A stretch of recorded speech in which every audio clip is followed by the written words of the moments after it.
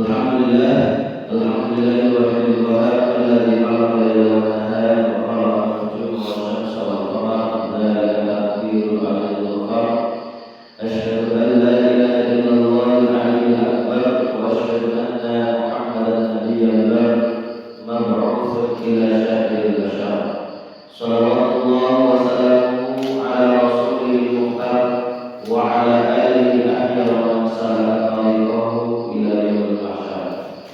Alhamdulillah, kita bersyukur kepada Allah Subhanahu wa taala yang masih memberikan kita banyak nikmat, kepada sehat, iman, Islam dan juga kesempatan.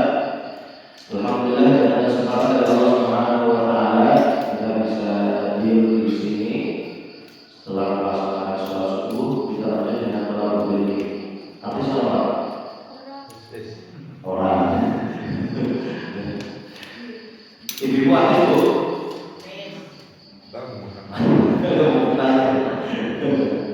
Ya, habis ya.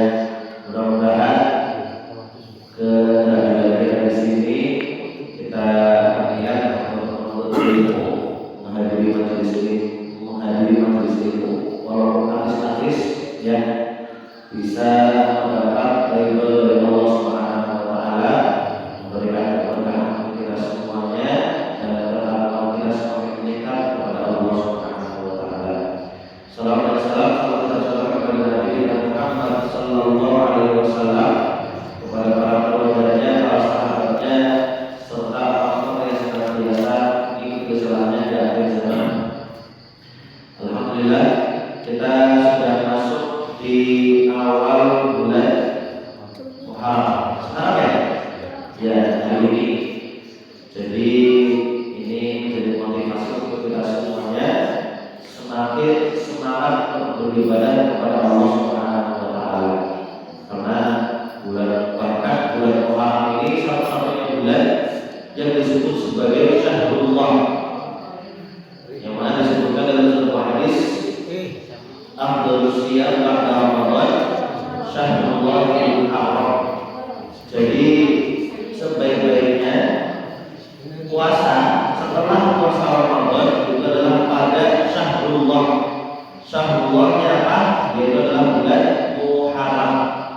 Makanya nanti kita disunahkan untuk banyak beribadah kepada Allah Subhanahu wa taala. Wa afdhalus sholati ba'da fardhu sholatul lail. Dan sholat yang paling afdal setelah sholat wajib, sholat zuhur, asar, maghrib, isya itu sholat lail atau yang kita sebut sebagai sholat tahajud. Tahajud itu kalau kita dari jam 9 atau dari habis isya nonton bayu jam berapa?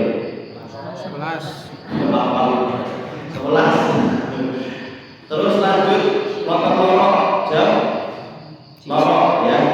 11 sampai jam lorok. Orang tuh oleh orang tahajud. Atau di sini. Ya, jadi tidur dulu ya, karena tahajud itu mujaddabatil tahajud, meninggalkan tempat tidur. Tapi kalau jadinya sudah nonton bola, nonton baru jam 1 rampung, nunggu sejam mandi, daripada orang sholat ya, aja terus begadang, nonton balok aja kemana-mana, begadang nonton baru, kalah mati ini. Makanya ketika kita sudah sampai pada malam atau sudah masuk pagi jam 1, jam 2, lebih baik kita laksanakan sholat qiyamul lail terlebih dahulu, atau bisa membaca Al-Quran ya. Jadi lebih pilih mana? Sholat atau baca Quran? Sing lebih sering dilakukan sholat atau baca Quran? Nah makanya kalau kita sudah bisa begadang untuk nonton bola, berarti kita juga bisa melaksanakan qiyamul lail, melaksanakan sholat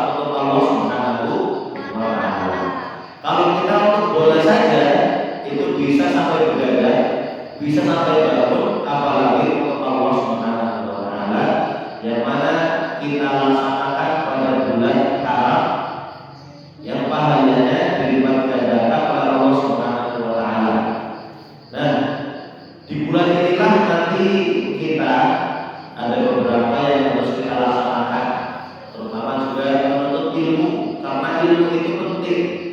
Seseorang beribadah butuh ilmu. Seseorang ibu-ibu nyuci butuh ilmu baru. Bapak-bapak sama ibu-ibu nyucinya pada bayar apa saja? Kan ibu jadi bu, nyucinya nggak bawa bu. Tangan apa positif? Padahal sih bersih, tangan apa positif? Bersih dua tangan, bersih dua tangan, ya. Karena ilmunya beda. Macul, anak ilmu apa?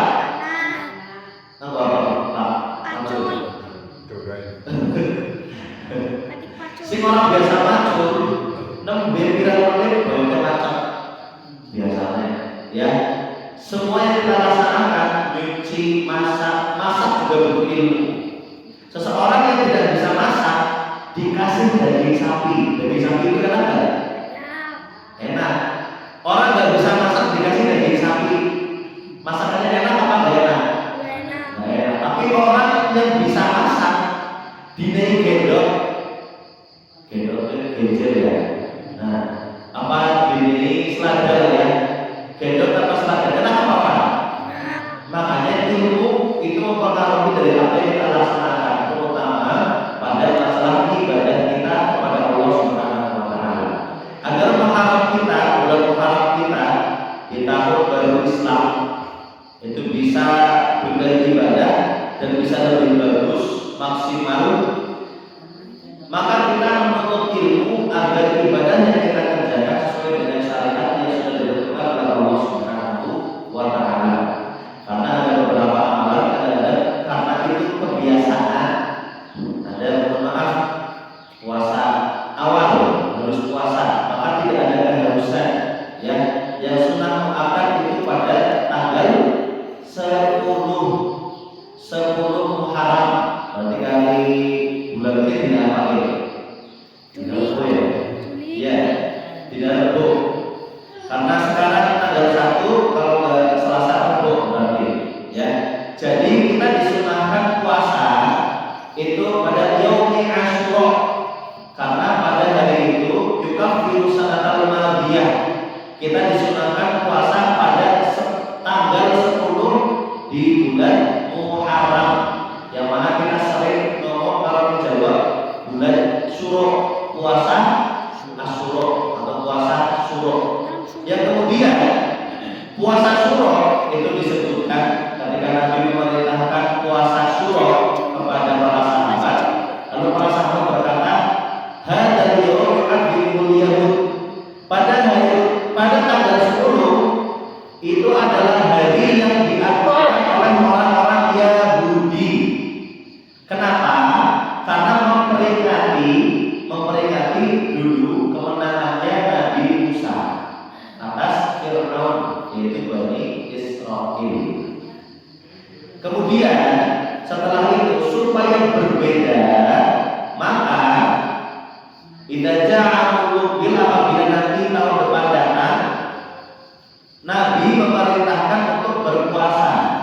Apabila nanti tahun depan datang, maka kita akan berpuasa di hari yang ke-9.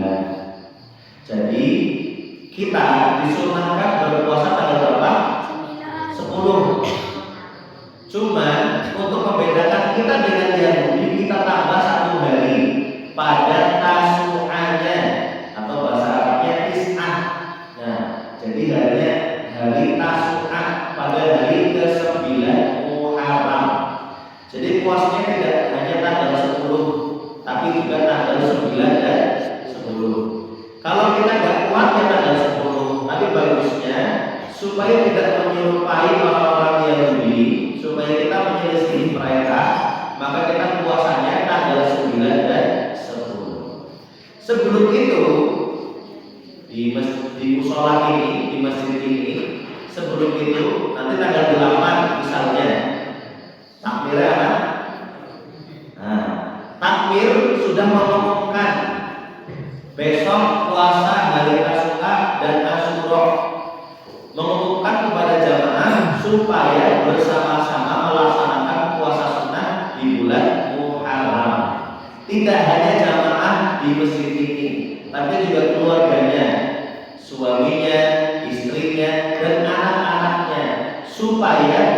sunnah tidak terasa asik, ya, karena sekarang banyak sekali sunnah-sunnah yang harus dikerjakan, tapi terasa asik karena kita tidak tahu apakah kita harus melaksanakan sunnah ini atau tidak, seperti itu, ya.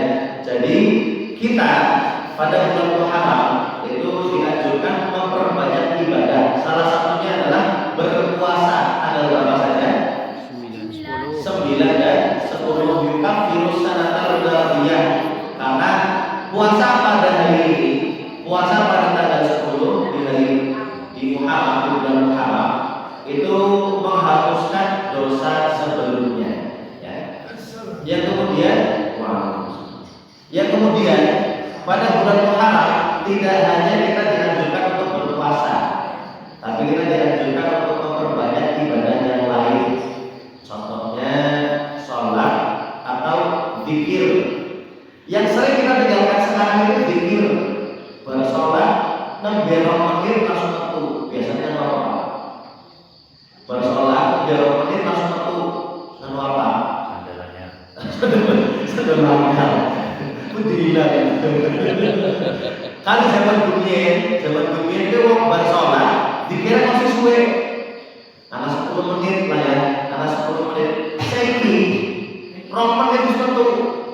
Nah, sudah itu kadang-kadang anak ikutan HP, anak ikutan urusan rumah, anak urusan kerjaan. Nah, yang kemudian ini membentuk diri kita semakin jauh dari Allah Subhanahu wa taala.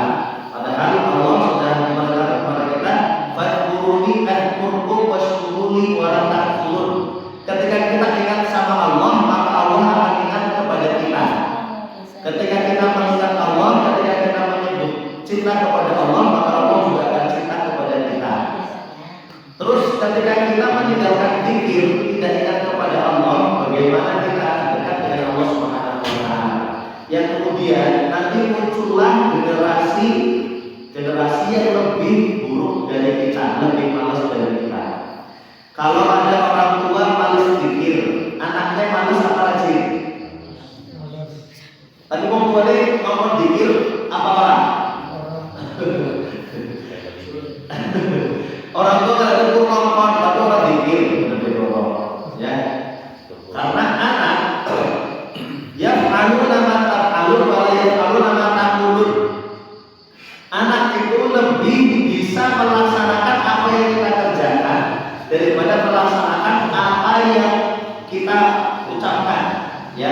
Kalau kita hanya ngomong, tidak kita contohkan, maka anak akan berat untuk melaksanakannya. Contoh guru mohon maaf ya, guru kepala sekolahnya malesan, mohon maaf, kepala sekolah malesan, tekannya telat, gurunya telat rajin, misalnya marahi. Kepala sekolah gue, contoh, ya, karena melihat teladan dari dirinya, ya, melihat teladan dari lingkungannya, yang mana dia jabatannya lebih tinggi dan harus diikuti. Padahal guru itu apa kecil? Tua. Harusnya guru bisa menentukan apa yang harus dia lakukan, rajin atau tidak, maka guru harus bisa menentukan. Tapi karena pimpinannya malas, akhirnya guru ikutan malas. Begitu juga dengan anak itu masih kecil. Yang mempola, yang membentuk anak itu adalah orang tua. Ketika orang tua memberikan contoh malas sholat, malas zikir, ketika selesai sholat malah menggunakan tombol contoh. Biasanya kan anak cuma berkah kan. Nah, pada saat menggunakan tombol, dia karena lagi sholat kan tanya nyebut boleh tombol kan. Akhirnya assalamualaikum warahmatullahi wabarakatuh. Salam cici, dia langsung layu terbuat tombol. Makanya kalau ada Jumat berkah, nanti bisa ditegaskan ada nasinya setelah dikir 10 menit. Bisa kok orang? Bisa. Dikir apa orang? Jadi gue mencoba, ya. Jadi kebaikan jangan sampai menjadi sumber masalah. Nasi tombol itu kan baik, tapi akan jadi sumber masalah tidak khusyuk orang-orang yang sholat. Lagi sholat yang mana? Konggol. Nembe salam siji. Niat. Iya, maksudnya.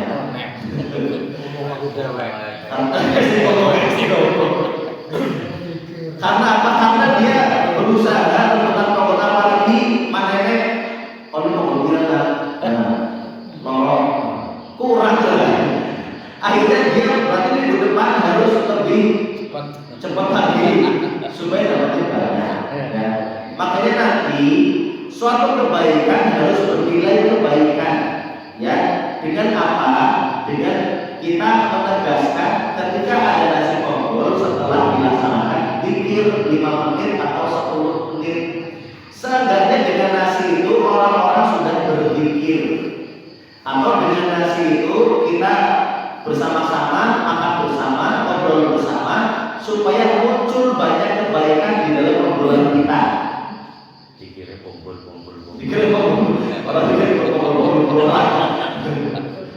Jadi kebaikan yang kita kerjakan harus muncul kebaikan.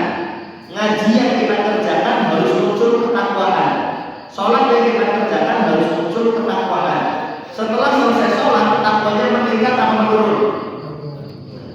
Setelah selesai sholat, kalau nyolong segal, berarti tingkat apa menurun? Habis sholat, nyolong segal, berarti takwanya meningkat atau menurun? Ini yang baik. Baik. Habis ngaji, ternyata maksiat, berarti setelah selesai ngaji tidak memunculkan ketakwaan. Nah, padahal harusnya setelah selesai ngaji itu yang muncul adalah takwa kepada Allah Subhanahu wa Ta'ala. Apalagi yang kita laksanakan pada bulan Muharram, pada bulan yang dimuliakan oleh Allah Subhanahu wa Ta'ala. Makanya kalau kita sudah niat berpuasa tanggal 9 dan 10, Tasu'a dan Asyura, ya, kita maksimalkan untuk berzikir si dua anak. Jangan pergi terlebih dahulu, ditahan oleh zikir di situ. Bisa paling orang jadi kayak bisa paling dulu kelas 3 6 ya baca balik berarti itu anak pelatihan bikin DMI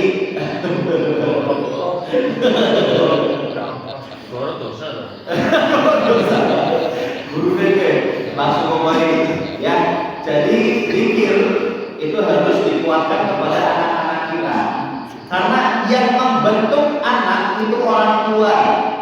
Kalau orang tua tidak mampu titip sama guru, kalau gurunya di sekolah tidak memberikan wadah untuk belajar agama, maka cari orang yang mengajarkan agama sekolah. Karena kita harus punya role model, kita harus punya orang yang kita ikuti, yaitu adalah Nabi kita Muhammad Sallallahu Alaihi Wasallam. Jadi anak kita ketika kita bentuk dengan kebaikan, kita bentuk dengan ketaatan kepada Allah, mereka akan sibuk dengan ketaatan. Apalagi contoh seperti zikir pagi dan petang. Yang panjang itu kan sayyidul istighfar. Allahumma anta rabbi la ilaha illa anta khalaqtani wa ana abduka wa ana ala ahdika mastata'tu a'udzu bika min syarri ma sana'tu a'udzu laka bi ni'matika wa a'udzu bidzambika faghfir li fa innahu la yaghfiru dzunuba illa anta. Jadi sayyidul istighfar adalah kita memuji Allah Subhanahu wa Ta'ala, kita mengakui kesalahan kita dan kita minta ampun kepada Allah Subhanahu wa Ta'ala, karena yang memberikan ampunan hanya Allah Subhanahu wa Ta'ala. Makanya sekarang kalau kita sudah melatih keluarga kita untuk dekat dengan Allah melalui puasa, maka jangan lupa kita latih keluarga kita melalui zikir kepada Allah Subhanahu wa Ta'ala. Karena dekadensi atau penurunan moral itu sudah sangat terlihat sekarang. Sholat Jumat si dunia jam 11 pada tengah, seki 10 menit beres sepi. Ya Pak, apa kira-kira masjid? Oh, tidak lagi. Teman orang gue. Makanya bagaimana kalau mandi masuk gue. Karena ini kan terlihat di bumi itu hampir rata. Di tempat saya juga sama, ya. Jadi 10 menit kemarin sesok, rosok. Ini selalu di penjarakan, ya gue, ya. Kenapa? Karena kita tidak mendekatkan diri kita dan tidak melalui anak-anak kita. Jadi kalau mau sholat Jumat itu nunggu ada, apalagi yang ada awal. Kalau ada awal belum ada, itu biasanya belum datang. Ada awal berkumandang itu mereka baru berangkat. Padahal tulis Agus, diserapi, disiap, tapi dolaran HP disit. Nah, gue. Anak saya rasa asli gue. Untuk disit. Yang akhirnya sholat Jumat yang menjadi hari istimewa setiap minggu jadi tidak istimewa lagi, seolah hanya formalitas. Ini yang selama sholat Jumat. Padahal yang dikuatkan pada saat itu adalah kita bisa datang pada Jumatan sebelum ada yang perlu kita mendapatkan kemuliaannya dan kita bisa mendengarkan khotib ketika berkhutbah. Makanya ketika khotib sih lagi khutbah, orang oleh dolanan ngobrol orang oleh terus berkisi bocah oleh orang. Terus karena bekas lewat punya gue. Karena bekas lewat udah berarti. Nah, pernah kejadian lagi khutbah di tengah gue bocah rewel dolanan di tengah masjid. Kata orang dulu di khotib. Ganggu orang. Wah sini sebelah terus risih sebetulnya. Nyuman bekis, cuma tengok rusak, nyuman ngomong cuma juga rusak, nyuman baiklah. Itu adalah tanggung jawabnya takbir. Nah, perlu diketahui. Tanggung jawab takbir untuk menertibkan anak-anak yang berisik, menugaskan 1 atau 2 orang untuk menertibkan anak-anak yang masih tidak bisa disiplin di masjid. Jadi yang bertanggung jawab di dalam masjid itu bukan jamaah, tapi takbir, penguasa masjid itu. Jadi takbir sudah menugaskan 1 atau 2 orang.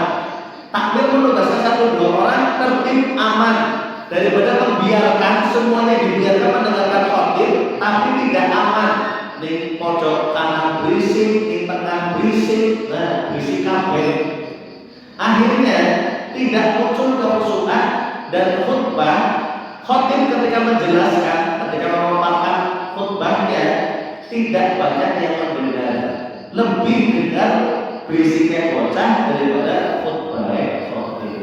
Akhirnya Jumatan yang seharusnya memunculkan ketakwaan kepada Allah, akhirnya pas dengar khotib, anaknya sama sih rewel mungkin. Oleh orang kayak gitu.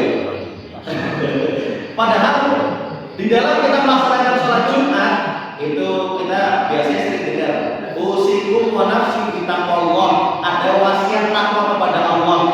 Tapi wong nesi Jumatan baik sholat takwa, anaknya sama kira mentok plak udah. Nah, gue takwa apa orang? Orang. Makanya yang bertugas menertibkan mereka adalah takbir. Nah, takbir bisa menunjuk 1 atau 2 orang. Anak bocah si rewel tarik ninggui, jadi baris jejeran ninggui. Ketika mereka rewel, tadi yang bertugas sudah siap. Oleh apa orang? Oleh daripada mereka rewel mengganggu jamaah yang lain. Ketika mereka mengganggu jamaah yang lain, jamaah masih dilepas. Nah, apalagi jamaah si kacamata ini dibilang sekarang lagi sholat sunnah gue. Makanya pas ada sholat sunnah, anak sunnah lagi. Sholatnya musuh orang gue. Gue dengar ini. Setiap pan lewat, wis, dengar ini sholat tenang gue. Kenapa? Kacamata kulit mana pusing, kepentuk repot gue. Orang ngerti mau bawa di sampah balik. Baru gue kali kendek, saya ngerti. Sampah ini ya. orang ngerti pandibatanna orang penak ya, akhirnya tidak khusyuk sholatnya. Padahal sholat seharusnya muncul kekhusyukan yang mana ketika selesai sholat maka muncul pendapat kepada Allah Subhanahu wa Ta'ala. Jadi di bulan Muharram ini maka kita maksimalkan ibadah kita kepada Allah Subhanahu wa Ta'ala. Kita perbaiki sesuatu yang masih kurang tepat. Yang tadi Jumatan sudah sering telat ke masjid, maka sekarang ayo bareng-bareng bersama-sama sebelum sholat Jumat 15 menit atau 30 menit sudah diworo-woro, ayo berangkat sholat Jumat. Karena kadang-kadang orang tadi berpedoman nanti kalau sudah ada, nanti kalau sudah ngaji, biasanya kan apalagi kalau ngaji 5 menit sebelum ada ngaji dulu. Nah, nanti nunggunya sampai ngaji jangan. Ketika jenengan ngumumin, ayo bapak berangkat sholat Jumat 30 menit sebelum adzan. Dari apa yang mereka dengar, jenengan mendapat pahala karena jenengan mengajak kepada kebaikan seperti para peserta, ya. Jadi jenengan ketika mengajak kepada kebaikan, maka jenengan sudah memberikan kepada diri jenengan pahala yang insya Allah kita harapannya adalah mendapat ridho dari Allah Subhanahu wa Ta'ala. Ketika dimanggis rajin, wong tuane rajin makan nang masjid sholat Jumat, anaknya rajin atau malas? Anaknya kudunya rajin kalau wong tuane ngajak sholat Jumat, ya. Kadang-kadang kalau bocah dijodoh di bapaknya, ya. Bocah dari para bapaknya, tidak ada petugas di dalam masjid. Bapaknya itu kadang-kadang mau negur anaknya, kata orang dia nih, ya, masa kalau mulai bocah dengan peluang dia orang apa ya? Makanya masjid harus punya solusi supaya pelaksanaan sholat lebih bagus dan bisa kita jalankan secara maksimal. Ya, jadi ketika kita bulan Muharram sudah masuk seperti ini, maka perbanyak ibadah kita kepada Allah, berpuasa di hari ke-9 dan 10, kemudian perbanyak zikir dan kita memperbanyak ilmu agama. Kalau kita sudah punya ilmu, insya Allah ibadah yang kita kerjakan itu bisa maksimal. Syarat sahnya ibadah apa? Syarat sahnya ibadah ilmu. Terus apa lagi? Ibadah itu apa? Sholat, terus puasa, terus haji, zakat. Kalau jenengan cari nafkah ibadah bukan? Ibadah. Terus jenengan naik emas di bojone ibadah apa? Mas nom.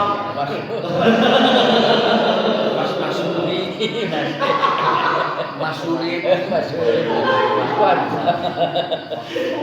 Aku jenengan bapak naik emas di bojone ibadah betul? Ibadah. Tapi mas nom. Mas palsu. Kata loh. Utang mekar. Nah, ketika suami memberikan nafkah kepada istri maka itu ibadah. Suami ngasih emas kepada istri ibadah. Suami ngobrol sama bojone ibadah betul? Ibadah. Jadi bojone kerja, sing lanang kerja, balik-balik, assalamualaikum. Nah, ya waalaikumsalam. Lebu langsung dolan HP. Kesel Bu. Terus dapat apa biasanya Bu?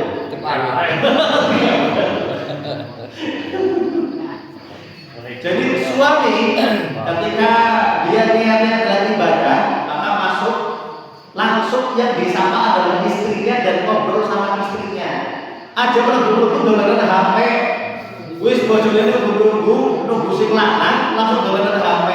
Wis sebenarnya senang gue. Cuma ditahan, ya.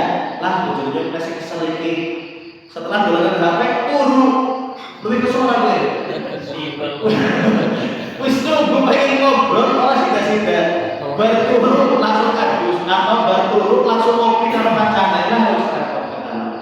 Nah, makanya ibadah tidak hanya sholat, tidak hanya zakat, tidak hanya haji, tapi komunikasi kita, tingkah laku kita bermasyarakat, kita bersosial itu termasuk dari ibadah, termasuk dari sholat al-ma'un. Al-ma'un itu artinya apa? Barang yang berguna. Wa yamna'un al-ma'un. Kalau yamna'un al-ma'un yang terakhir adalah mencegah orang memberikan pertolongan. Tapi al-ma'un artinya adalah barang yang berguna. Di tafsirnya al-ma'un barang yang berguna itu adalah seperti panci, kemudian setel, kemudian barang-barang di rumah tangga atau yang lainnya. Ketika ada orang pinjam panci, kita mampu pinjemin, tapi kita tidak pinjemin, maka kita masuk dalam surat al-ma'un. Kenapa? Karena itu adalah pertanda kita menghalangi diri kita dari kebaikan yang akan kita berikan kepada orang lain. Seperti itu. Ya. Terus kemudian jenengan biasanya bapak sering di sini kan karena apa? Pak Code. Oh bendo ya. Nah, jenengan kan tahu kok tanggane ini bendo, ini apa? Bahil. Iya, bahil. Tapi dilihat kalau memang tanggane di sini bendo siji orang dibeleng. Nah, niat aja cecer ya. Tapi kalau dia diberikan pinjaman kemudian balik berdua dibelengkan, dibubahi, diasani. Nah, maka kewajiban kita sebagai seorang muslim memberikan kebaikan dengan meminjamkan mereka. Apalagi seorang suami kepada istrinya. Suami kepada istrinya maka harus penuh dengan kebaikan. Begitu juga istri dengan suaminya. Bapak kalau bojo karo anak lu sayang di Pak. Sayang bojo. Ini saya bikin pan bingung guys. Kalau suami sama anak sayang, maka sama istri juga harus sayang. Kalau kita bisa menjadi suami yang, kalau kita bisa menjadi ayah yang baik, kita juga harus menjadi suami yang baik. Kita sudah menjadi ayah dan suami yang baik, maka kita juga harus menjadi anak yang baik kepada orang tua kita. Ya. Jangan sampai kita menjadi ayah yang baik, jadi suami tidak baik. Sama anak sayang, sama istri cuek. Nah, jangan Sama mertua. Oh, mertua. Bersilakan. Sering disindir balik. Istri juga sama. Istri sama anak baik, sama suami juga harus baik. Anaknya dirawat, suaminya juga harus. Ibu-ibu kalau anaknya dirawat, suaminya dirawat gak Bu? Aku susah di sini. Ibu-ibu kalau anaknya dirawat, suaminya dirawat gak Bu? Iya, aku harus kesal loh. Aku itu dengan anak kecil, itu bocah cilik, ya biasanya masih kesal. Makanya kita di dalam beribadah kepada Allah Subhanahu Wa Taala butuh ilmu. Ibadah tidak hanya sholat, ada yang malas, ada yang makdoh. Tidak hanya sholat, tidak hanya zakat, tapi aktivitas yang kita kerjakan tidak lubahan, tidak sudah diwujudullah sallallahu ta'ala. Aktivitas yang kita kerjakan ketika kita niatkan untuk Allah Subhanahu Wa Taala, maka ini akan bernilai ketaatan kepada Allah. Syarat sahnya ibadah itu adalah ikhlas dan mutaba'ah bi Rasul. Syarat sahnya ibadah ikhlas kepada Allah Subhanahu Wa Taala dan mengikuti tata caranya Rasul. Kalau kita ibadah menyelisihi Rasul, ibadahnya sah apa tidak? Kita ibadah menyelisihi Rasul, sah apa tidak? Tidak sah, karena ibadahnya rusak. Kita cari nafkah, guru atau yang lain, wong macul kerja, ya cari nafkah. Tapi ternyata di dalam kerjaannya banyak bermaksiat kepada Allah. Cari nafkahnya berkah orang? Enggak, ya. Jadi sesuatu ibadah yang kita kerjakan, ketika kita niatkan kepada Allah Subhanahu Wa Taala, maka kita harus maksimalkan dengan ilmu supaya ibadah kita diterima di sisi Allah Subhanahu Wa Taala. Makanya syarat sah ibadah adalah ikhlas dan mutaba'ah bi Rasul. Bisa jadi begitu Pak? Haram. Oh. Makasih banyak ya. Orang step vanilya. Jelas cuma kupat tahu gitu. Baru kita lihat. Kita lanjutkan. Ilmu itu akan menghasilkan salamatun niyah wa shawabul a'mal. Salamatun niyah itu niat yang selamat. Kalau kita nggak punya ilmu, niat kita akan bercabang.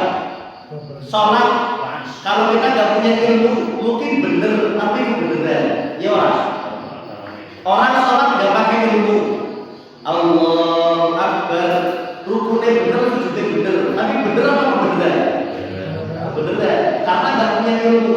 Orang puasa nggak pakai ilmu, bener tapi kebenaran.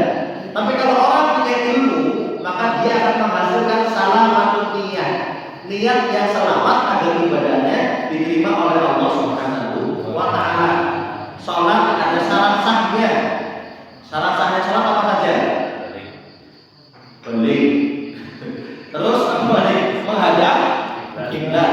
Wong sholat ngadep ke timur oleh orang. Atau sholat berwudu sah apa tidak? Makanya kalau orang sholat, wong sholat kentut batal apa nih?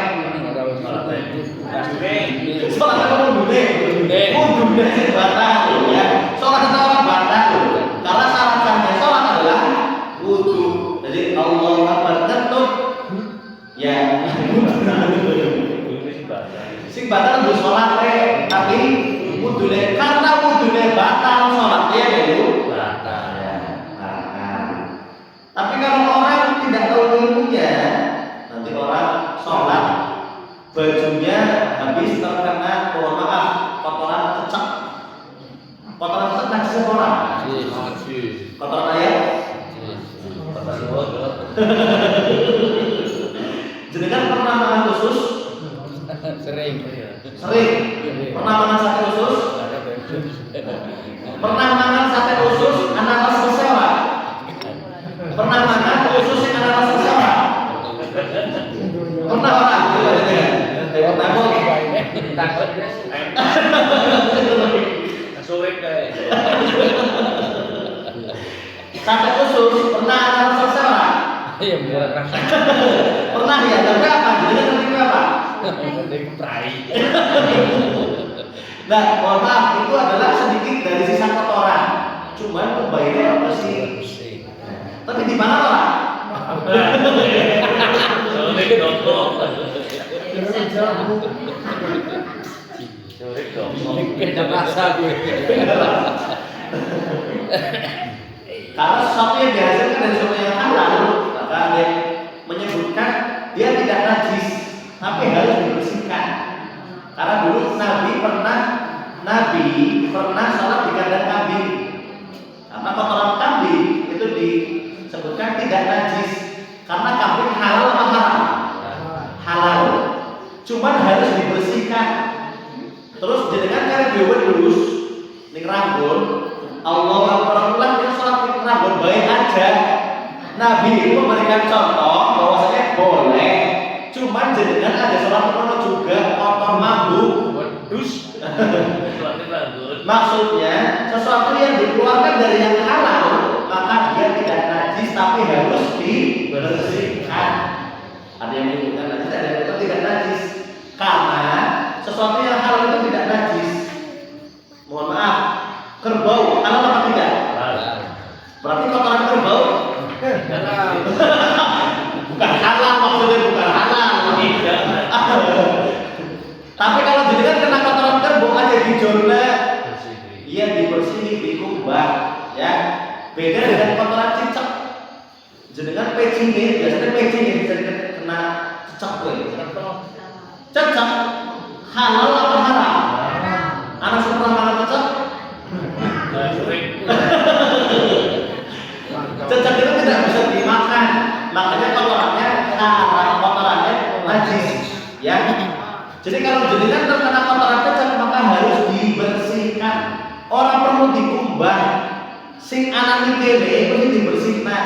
Orang perlu dikumbahi. Jenengan bajunya kena kotoran cicak. Orang nganggo kaos, pun nganggo baju koko. Ya orang saya dilepas, dikumbai orang saya kies kena, dicopot, dikumbai segini baik, dicikot, dikumbai. Begitu juga ketika jenengan terkena najis. Tempat yang terkena najis itulah yang dibersihkan. Atau di karpet misalnya, karpet gawa bocah umur 2 tahun, nguyuh di kono, aja langsung diangkat, menghok, uyuwe, malah diora, malah jadikan repot, uyuwe di sebelah diri ya tiba-tiba, malah repot, dijodoh, dibersihkan di kono, bocahnya baru diangkat, yang terkena air kencing tadi dibersihkan, ya. Duduk karpetnya akhirnya kabeh kubah abot. Apalagi kuyu wis busuk pisan. Wong tuane bocah jadi kuyu bayangane lah bocah. Orang mati diomani mah masjid. Eman-eman ya. Jadi kalau mereka pipis dibiarkan dulu di situ, dibersihkan di situ karena anak sekarang itu basah. Ya. Anak-anak itu basah bisa dibergayu dan dibersihkan, bisa waktu pondok dibersihkan. Ketika diangkat sudah suci belum? Sudah. Jadi tidak akan kita beresiko air kencingnya kemana-mana, tidak akan. Makanya ketika seperti itu kita baru membersihkan tempat yang tadi terkena air kencing. Ya, air kencing najis apa orang? Kalau bayi yang baru 3 bulan, bayi laki-laki najis apa orang? Bayi laki-laki 1 sampai 6 bulan buru malam ayam, apalagi 4 tahun. Nasi minum ASI, air susu ibu, itu air susu umi, ya. Air susu umi memang jenis sarung oleh air susu ibu. Nasi minum ASI buru makan siliane. Umur 3 bulan. Nah, umur 3 bulan pipis najis apa orang? Kalau jenengan bapak jenengan terkena pipisnya anak tadi umur 3 bulan masih minum ASI. Kalau bajunya langsung dibuat pakai sholat, boleh apa enggak? Jadi perlu diketahui ini yang masih banyak di kalangan kita. Seluruh air kencing konsepnya semuanya najis. Cuma cara membersihkannya yang berbeda.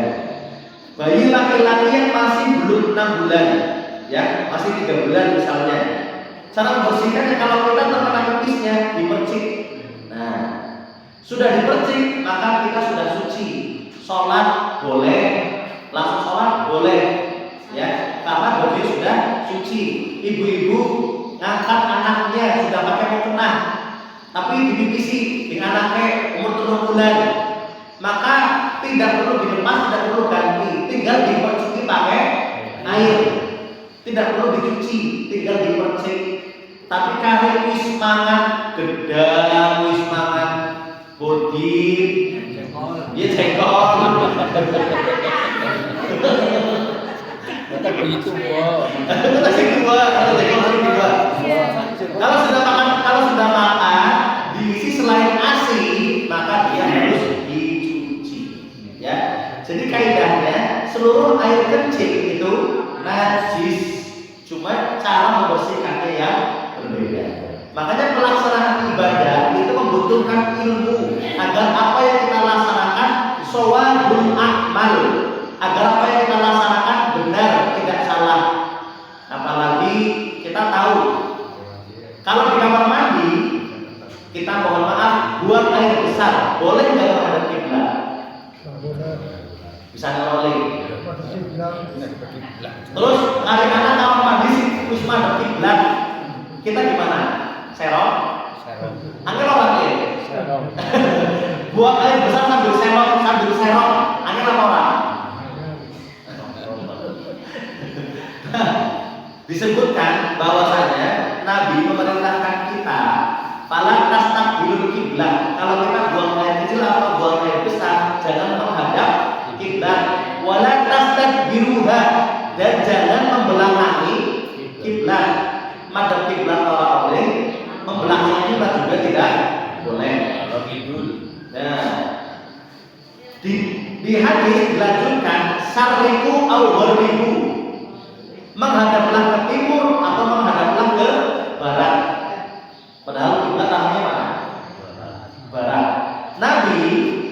melarang kita kalau buang air kecil atau buang air besar tidak boleh menghadap kiblat. Tapi Nabi menyuruh kita kalau kita tidak bisa maka menghadap ke timur atau ke barat. Padahal kiblatnya menghadap. Terus dengan begini. Ya kan depan itu.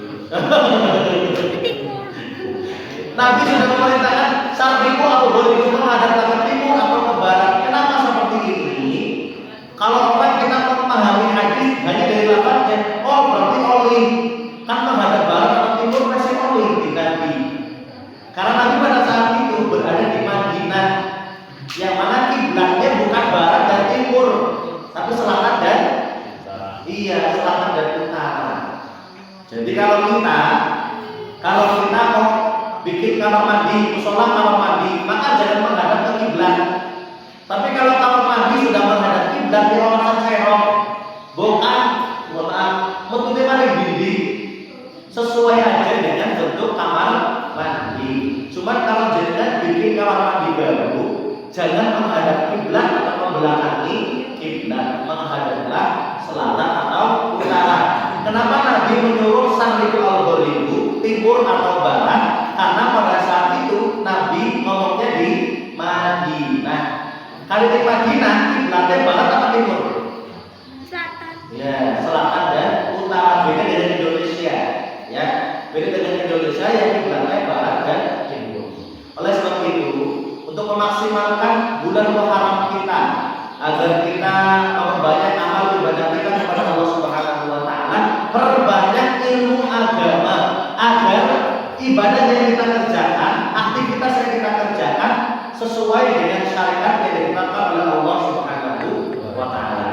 Jadi tadi karena kita sudah masuk tahun baru Islam, yang pertama diingat-ingat tanggal 9 dan 10 puasa sunnah, Tasu'ah dan Asyura. Tasu'ah itu 9, ya. Asyura itu 10, Asyra. Jadi 9 dan 10. Dina Selasa ya? Kayaknya dina Selasa kayaknya. Jadi kita nggak suci berarti pokok Selasa karo Rabu. Kemudian yang kedua, perbanyak zikir. Apa artinya zikir? Mengingat zikrullah, mengingat Allah. Jadi yang dulu sudah terbiasa zikir 10 menit, jangan sampai sekarang tiap 2 menit keluar masjid, jangan. Eman-eman, ya. Terus kemudian yang terakhir, agar ibadah kita diterima oleh Allah, agar ibadah kita benar, agar sesuai dengan syariat yang ditentukan. Karena syarat sah ibadah apa tadi? Ikhlas dan mutaba'ah bil Rasul. Ikhlas dan mengikuti tata caranya Rasul.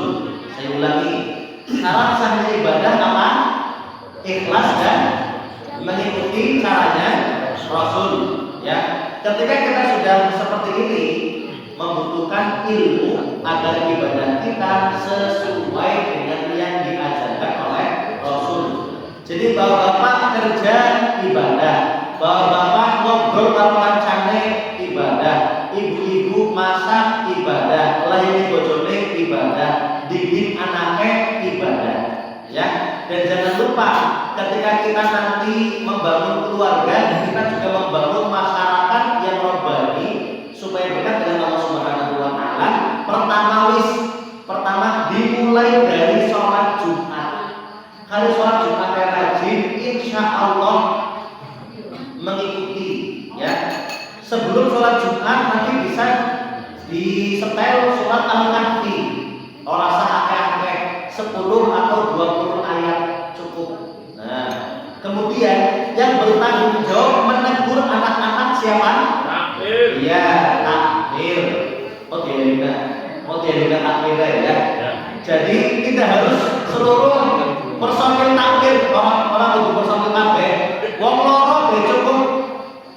Kalau orang loro ki ditugasna paten kudu ngurusi bocah. Jawab pecut ya Bapak. Kemari ya. Duduk pecut duduk. Tapi kudu dari ya.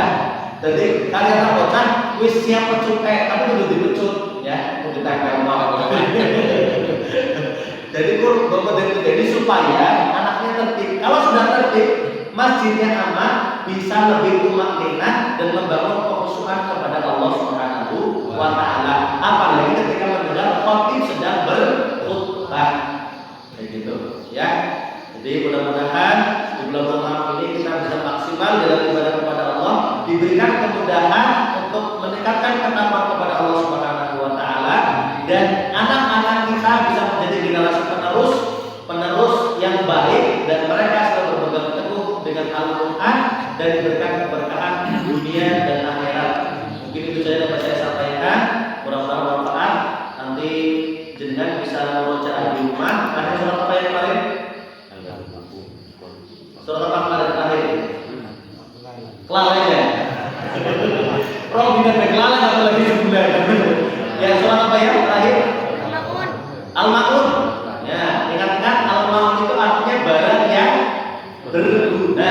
Ya, sebagai penutup mari kita baca surat Al-Maun bersama-sama, dimulai dari ta'awud. Kudu moni karena ke wis kupat tahu ya. Mungkin kali setek tahun Pak orang moni karena wis kupat tahu anak wae. Terus kok dikembali angel, apalagi kok juga makan bareng-bareng. Nah, karena kok oli mangan dan kudu moni ya. Sing orang moni Aja menang. Takbir. Enggak kok. Terus kalau di Siti. Oke, nah mulai ya. Mulai dari ta'awud. A'udzubillah. 1 2 3. A'udzubillah minasyaitonir rajim. Bismillahirrahmanirrahim. Ara'aital ladzi yukadzibu bid-din. Fadzalika alladzi yad'ul yatim. Wa la yahuddu 'ala ta'amil miskin. Fawailul lil musallin. Alladzina hum 'an salatihim sahun. Alladzina hum yura'un. Wa yamna'unal ma'un. Terakhir mari kita tutup dengan doa penutup majelis.